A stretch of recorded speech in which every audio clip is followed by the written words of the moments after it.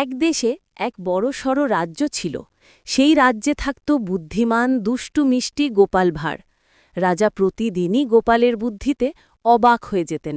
কিন্তু একদিন রাজ্যে খবর এলো, জঙ্গলের গভীরে এক জাদুর গাছ দেখা গেছে, যেটা যার হাতে পড়ে সে নাকি প্রচুর ধনদৌলত পায়।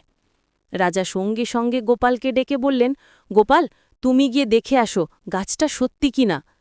গোপাল হেসে বলল, ঠিক আছে মহারাজ, তবে জঙ্গলটা একটু বিপজ্জনক। আমাকে যদি একটা ঘোড়া আর দুজন পাহারাদার দেন। রাজা রাজি হলেন। গোপাল ঘোড়ায় চড়ে জঙ্গলে ঢুকল, কিন্তু গিয়ে দেখে সত্যি কোনো গাছ নেই।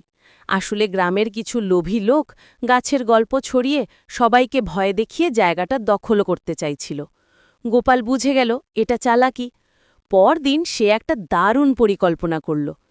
গোপাল রাজ্যে ফিরে লাউডলি বলতে লাগল, ওই জঙ্গলে শুধু গাছ নয়, একটা জাদুর দানবও আছে, সে নাকি সোনা রূপা খায়। লোকগুলো ভাবল, এটা তো তাদের বিপদ, যদি রাজা গিয়ে সত্যি দানব না পেলেন সব ফাঁস হয়ে যাবে।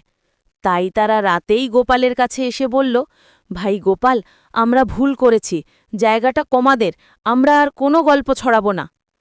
গোপাল শান্তভাবে বলল, ভালো, তাহলে সবাই মিলে জঙ্গলটা পরিষ্কার করে দেব, রাজ্যের কাজে লাগবে। সবাই রাজি হয়ে গেল।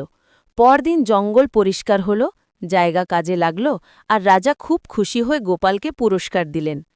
গোপাল হাসতে হাসতে বলল, মহারাজ, জাদু গাছ দানব কিছুই নেই, মানুষের লোভই আসল দানব।